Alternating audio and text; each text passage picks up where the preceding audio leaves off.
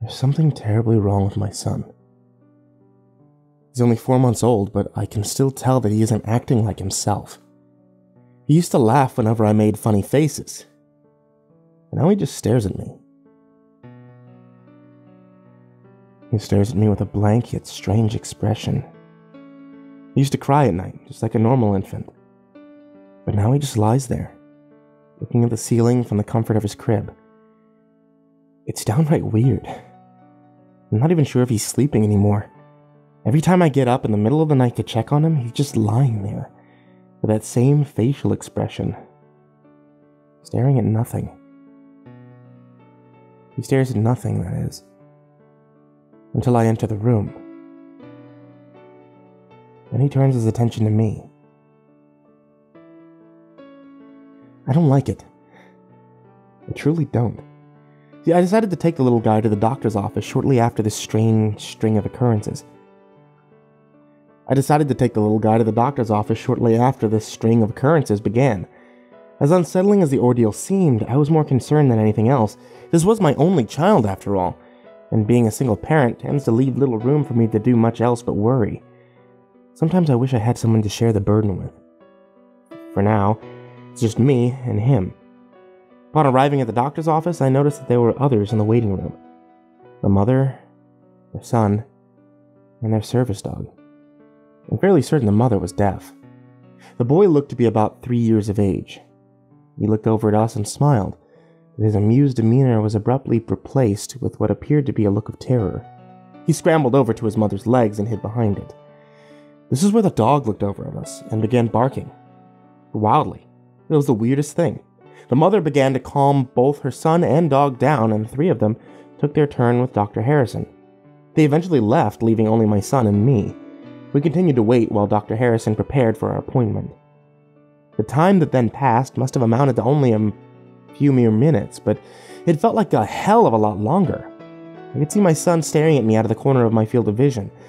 I could feel his eyes piercing through mine, even though I refused to look back at him. Couldn't explain it, but an odd sense of anxiety began growing within me. Luckily, Dr. Harrison came out and saved me from my private anguish. It sounds awful, but I couldn't bear to be alone with my son any longer. I spoke with Dr. Harrison and explained everything that had been going on, being careful not to tell him about what had just happened in the waiting room. I didn't want him thinking that I was crazy. He performed the usual tests on my son and told me that he was perfectly normal, and he was a healthy baby. He even told me that I was lucky that he was so calm at his age. Lucky? Really? I couldn't wrap my head around this. No, I wasn't. And no, my son was not normal. Normal babies don't act this way. They just don't. I could have ignored the situation and chalked it up to an odd phase that he was going through. One that would hopefully pass in the coming months, but not only did it not pass, it became much, much worse. I tucked my son into his crib just a few nights ago and tried my best to ignore the blank glance that he was giving me. I turned off the light and went to bed. This was my normal routine. At roughly 3 in the morning, I woke up. I don't know why I woke up at such an odd time. I usually slept through the night like a baby, like a less ironic phrase. I'm however glad that I woke up when I did due to what I found upon waking. Well, glad in a sense. They were on all fours. Crawling about in my bed was none other than my son. How was that even possible? I quickly looked over at the crib. It was just how I left it. There was no way he could have crawled out of there at his age. He surely would have hit the floor with a loud thud and injured himself. So how exactly did he get from his crib to my bed? How? Put my son back into his crib and I tried to go back to sleep. I found this task to be nearly impossible as I couldn't get the image of my son out of my head. When he was crawling on my bed, he was crawling towards me. Not only this, but he had that blank expression on his face staring at me as he crawled. His eyes never wavering. He didn't blink, not even once. Why was he crawling in my direction? What would he do when he finally reached me? The questions that filled my frightened brain were too much for me to simply go back to sleep. I stayed up for the rest of the night and spent most of it staring at my son's crib. Eventually, my wariness did catch up with me. Shortly after the sun came up over the horizon, I passed out. It must have been a good hour before I woke up again. After rubbing my eyes a few times and looking over the crib, I realized something. My son was not in it. I jumped up quickly to investigate. I tossed his blankets around only to find that it really was empty. He was gone.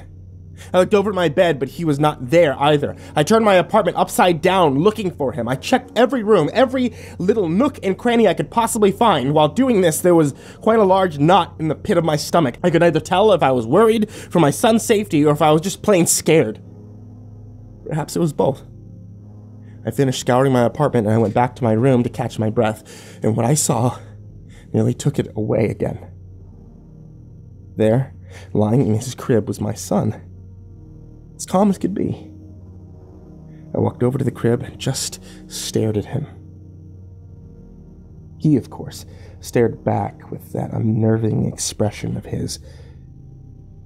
Realizing then that I was truly terrified of an infant, I looked at him for a few more moments before speaking. "What are you?" His eyes widened upon hearing me speak. I can't be certain, but I think that maybe, for just a split second, my son might have grinned at me.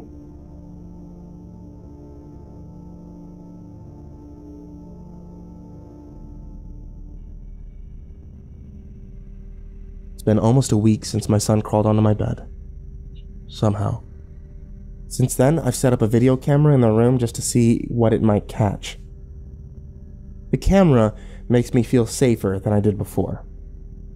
I know it sounds ridiculous, but I think it's the camera that's keeping him from doing anything else. Either way, at least I managed to get a little bit of sleep at night now. The camera is of very decent quality. It has night vision, HD audio capture, everything I need to watch over the actions of my son at night. If he even so much as moves a limb, I'll see and hear it. I finally had a way to combat my woes, but setting up this expensive piece of equipment did make me feel foolish. It's one thing to monitor your child for their own safety, but I was in fact spying on my son to see if he was up to something. It wasn't for his safety, it was for mine. It sounds crazy, I know, but what happened next did confirm my suspicions, if only to a small extent. Until last night, the footage was completely normal. My son slept through the night as I tossed and turned, and I think that perhaps he was pretending to sleep for the camera's sake. The second night of recording, however, was a bit strange. The first few hours were normal, much like the night before, but that's when my son did something surprising. Using his tiny, undeveloped arms and legs, he stood up in his crib, using the bars to lean on.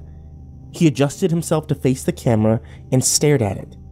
He stared at it for a solid 12.5 minutes with that horribly unsettling blank expression of his before lying back down. The part that really gets me is about halfway through the clip where he actually lets go of the bars and is standing up on his own for a few moments. This to me was utterly inexplicable. I was shocked. A plethora of theories bombarded my mind at an alarming rate, from the mundane to the sinister. Maybe he was just advanced for his age, having the ability to not only stand up straight, but also escape the confines of his crib and crawl up onto my bed like he'd done almost a week previously. I quickly discarded this thought, deeming that it was nearly impossible. Perhaps he isn't my son at all. Maybe he's something else entirely. Not even a he, but an it. I discarded this theory as well, not wanting to give in to any notion of the supernatural. It was just not logical. I knew I would have to speak with Dr. Harrison again to potentially put my weary mind at ease. I had already made an appointment to see Dr. Harrison again later in the week, but after seeing this footage, I had him squeeze me in earlier. I made my way to his office once again, son and all, and patiently sat in the waiting room. I paid no attention to my son's blank stare like before, but it still made me feel uneasy. As we waited, his stare became increasingly more difficult to ignore.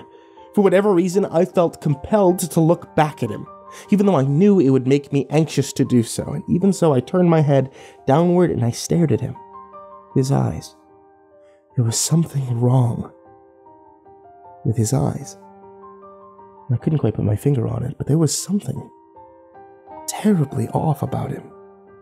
They were the same eyes, but they still seemed different. I don't quite know how to explain it. Luckily, Dr. Harrison came out of hiding, putting an end to our nerve-wracking stare match. What a relief. I don't know why, but I feel like I would have just kept staring at my son seemingly to no end. Rather than dwelling on my inner fearful inclinations, I focused on the task at hand. Skipping the seemingly normal parts of the video, I showed Dr. Harrison the odd occurrences from the second night. He watched in awe as my 4-month-old son stood up on his own and faced the camera. Becoming impatient, I asked for his thoughts on it. You know what he had to say? He actually congratulated me on having such a well-developed child. He said that my son was advanced for his age, and that he was glad to have helped him along in the process. As if he had anything to do with it. Telling him about the night he crawled into my bed, he had no results either. It only added to his already oversaturated ego. I was absolutely flabbergasted by his reaction. In any case, I did manage to get this receptionist to refer me to a specialist in infant behavior on my way out. I desperately needed someone to talk to that wasn't completely oblivious to the matter. I went home both angry at Dr. Harrison and exhausted from the ordeal, mentally as well as physically. I put my son in his crib, being careful not to look at his eyes again, as much as I felt the need to. Then went out to the living room and sat down on the couch in an attempt to unwind. I shut my eyes for but a moment. I quickly fell asleep and dreamt. In my dream, I was sitting on the couch just like I was before falling asleep. I tried getting up, my legs and arms felt heavy and sluggish. I gave in to the situation and just sat there. I took a look around me and I noticed that the room looked a bit different. The frames that I had up on the wall containing pictures of my wife and son were now empty. It was then that I began to feel dizzy as a strange knot grew in my stomach. I felt the need to look over to my left, towards the bedroom. There, standing up on his own, was my son. He was at the doorway of the bedroom, just staring at me. Before I could even privately react, he began walking. In an awkward slush of movement, my son walked towards me. His stride was grotesque and unnatural, causing the knot in my stomach to grow larger. He continued to walk and, finally, he reached a spot just a few inches from where I was sitting. He reached his hand towards me as I watched in horror. What was he going to do? Why was this happening? Why? I woke up before my son's hand could reach me. I jumped up in fear, still half asleep, and ran into the bedroom. I rushed over to the crib, and a wave of relief overcame me. He was still in there, staring blankly up at me like he always did. Thank goodness. I walked back over to the couch, I sat down and collected my thoughts, and it seemed that even in my sleep, I'm not safe. The mess that I found myself in is causing me not only a great deal of stress, but also to have nightmares. I need it to end. I'll give the specialist a call shortly to set up an appointment.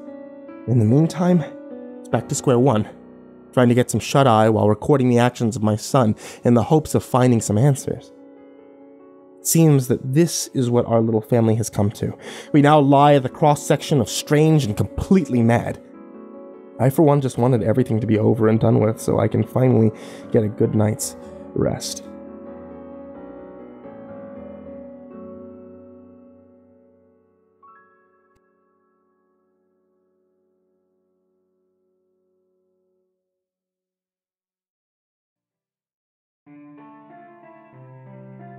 Hey there, everyone who's listening on YouTube, or those of you who are listening on the podcast. It's me, MrCreepyPasta. And before you head out for the night, I just wanted to let you know about a couple of things. Without you, the show doesn't take place. So, if you guys would like to support the show, or if you guys would like to get your hands on a couple of cool little things whenever new things come out, check out patreon.com/MrCreepyPasta, and any support that you guys show, I really appreciate. For everyone who's already donated to the Patreon, I really appreciate it. You guys are amazing, and thank you so much for that. If you guys are looking for more Creepypasta Storytime, there's a new video that's uploaded to this channel or uploaded to the podcast every Tuesday, Thursday, Saturday, and Sunday now. You can be able to get more from me at facebook.com/MrCreepyPasta or on Twitter at MrCreepyPasta and then the number 0. Thanks so much for listening, kids, and for your support. And sweet dreams.